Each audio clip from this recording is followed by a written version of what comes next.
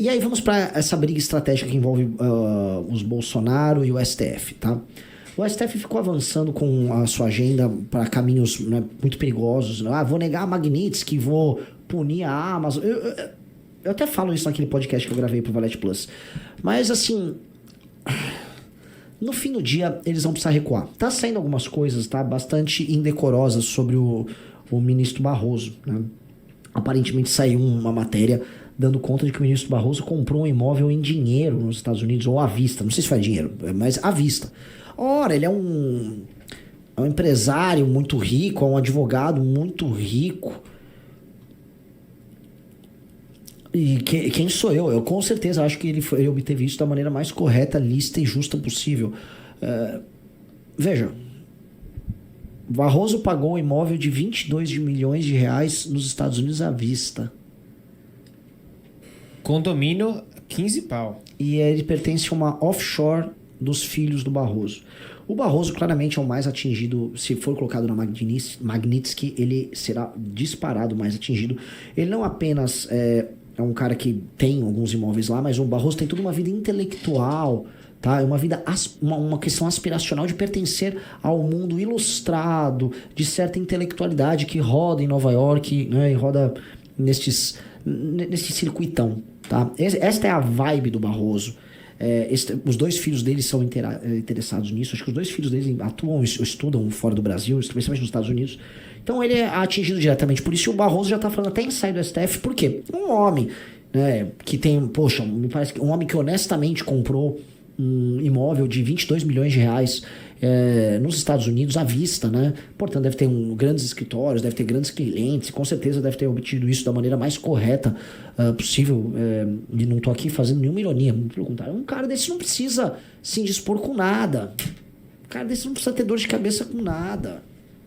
Né? Pra que eu vou tomar uma Magnitsky? Só me tira dessa história. Tanto que estão discutindo já a sucessão do Barroso dentro do STF, falando em colocar o Pacheco, que está no Senado, seria uma indicação bem política do Lula para o STF. Achei até engraçado, né?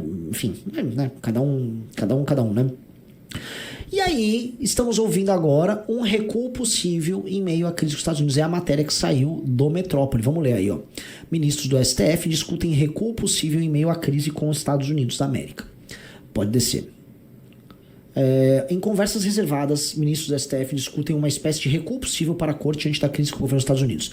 A proposta de debate consiste em uma anistia pós-condenação para Jair Bolsonaro e outros réus que serão sentenciados de golpe de Estado. A alternativa busca evitar novas sanções do ZEUA e, ao mesmo tempo, manter o entendimento do STF pela condenação do Bolsonaro. Na prática, o Supremo condenaria os acusados, mas não se movimentaria para derrubar uma eventual anistia aprovada pelo Congresso Nacional. Embora o recuo possível não altere o curso de julgamento de Bolsonaro, representaria uma mudança significativa, uma vez que a Corte manteria a decisão do Congresso, mesmo que governistas judicializem a anistia alegando inconstitucionalidade. Uma preocupação de magistrados do STF é que essa medida seria de fato capaz de conter a ofensiva norte-americana, já que Bolsonaro seria condenado. Por outro lado, a possibilidade de tornar Bolsonaro elegível para as eleições presidenciais do ano que vem, como deseja Donald Trump, não é sequer cogitada por integrantes do STF. Deixa eu só falar. Eu vou falar então, Rizzo. É aquilo que a gente estava discutindo. Posso falar. Checa lá no grupo se eu posso falar. Vê lá se eu posso falar. Porque assim, eu tava com alguns elementos dessa matéria quando eu tava lá em Brasília. Só checa. Eu vou falar. Foda-se, eu vou falar. Então logo. Então vou falar. Então beleza. Só terminar de ler a matéria. As pautas no Congresso. A oposição mantém a cobrança sobre o presidente da Câmara, Hugo Mota, para que 2 projetos sejam pautados na casa. O primeiro se refere ao fim do foro privilegiado. Beleza, a gente já sabe. A medida em si, blá, blá, blá, blá, blá. Beleza, desce. Então eu vou falar. O que eu fiquei sabendo, é que estavam negociando algo dessa natureza numa reunião que envolvia o presidente de um banco de 3 letras muito famoso, que esteve 2 vezes em Brasília na semana passada. Ele pegou o jatinho particular dele e partiu em comitiva com algumas figuras importantes para encontrar desde agentes políticos até ministros do STF, tá? As conversas foram de 2 naturezas. Uma é a adaptação à lei Magnitsky e uma jogada para negociar com os Estados Unidos, inclusive com contatos diretos com a galera de lá. E a outra é o cenário de 2026 reabilitando a candidatura Tarcísio, tá? Então vou boca de sandalhar. O papo era mais ou menos esse, Premissas. Premissa número 1. O STF e o Alexandre de Moraes, não, especialmente o Xandão, não vão arredar o pé da condenação do Bolsonaro. que é o que a matéria do Metrópolis está dando. Aliás, cara, o Metrópolis faz um bom jornalismo de investigativo ali, né, de bastidores. Sim. O Xandão não vai arredar o pé. E assim, nem ele, nem o governo Lula, Reinaldo, todo mundo, assim, é uma questão para eles de vitória, sabe, histórica da democracia, demonstrar que a direita de internet, essa direita do Bolsonaro queria um golpe de Estado e que eles evitaram um golpe de Estado, tá? Isso tem que entrar pro... Então, não dar uma condenação pro Bolsonaro é negar que eles salvaram o Brasil de um golpe, certo? Porque se não condenar o Bolsonaro por isso, não havia golpe, eles não salvaram a gente de nada, entendeu? Então, eles não vão arredar o pé disso, essa é a primeira premissa. A segunda premissa que é necessária, tá? Eles não querem permitir de maneira alguma que quando eu digo eles, os agentes estavam reunidos, inclui Kassab e tal, não querem de maneira alguma que o Bolsonaro participe da eleição, porque eles precisam eleger o Tarcísio. E eles sabem que o nome é o Tarcísio. Por mais que o Ratinho esteja tentando por aqui, o Ratinho Júnior, que o Caiado tente por ali, até o Zema tente colar. Eles querem eleger o Tarcísio. Então, o cenário de compromisso seria este descrito.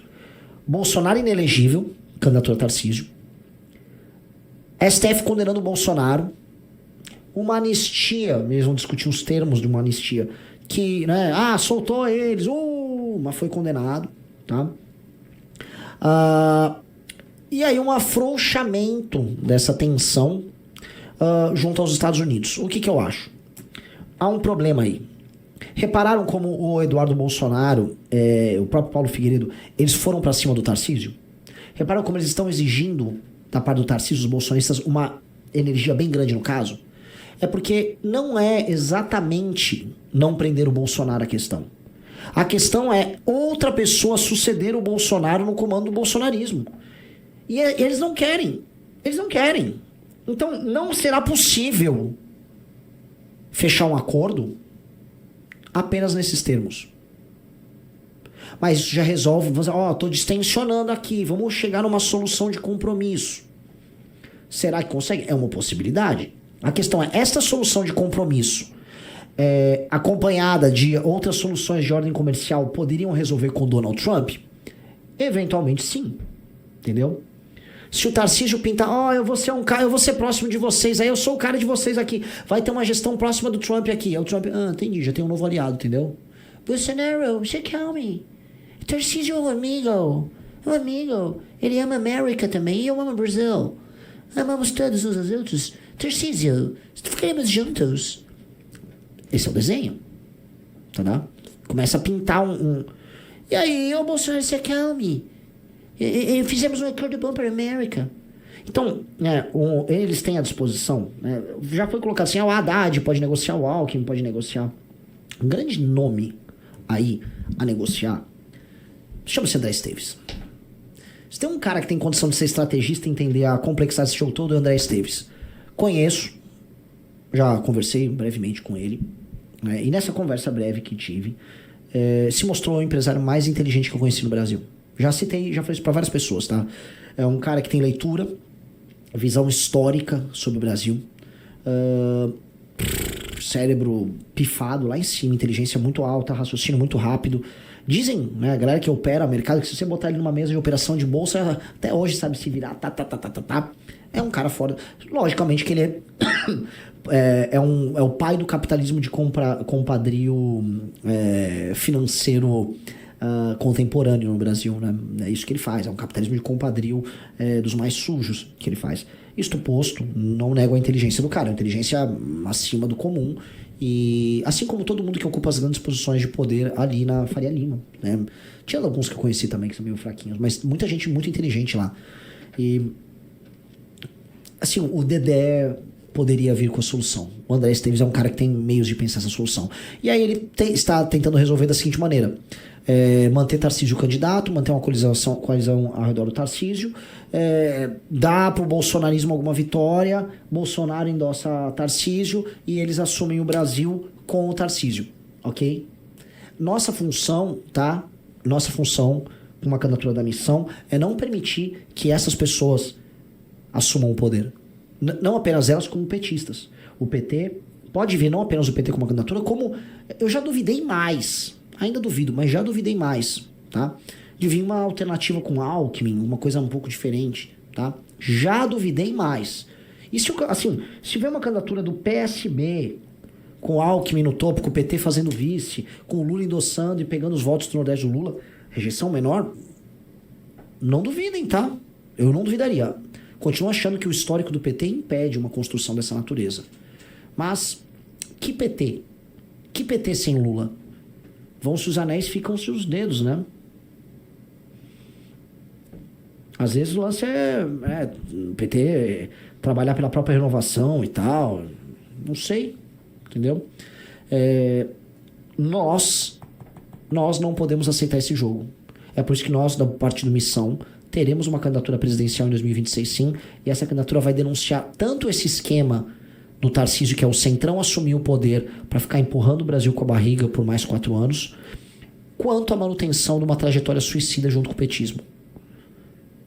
E aí esse é o ponto. Vocês estão ou não estão com a gente nessa caralha? Porque não tem outro caminho. O nosso caminho claramente é esse. O nosso caminho é apontar realmente um futuro muito diferente pro Brasil. Nenhum desses caras tem condição de fazer nada.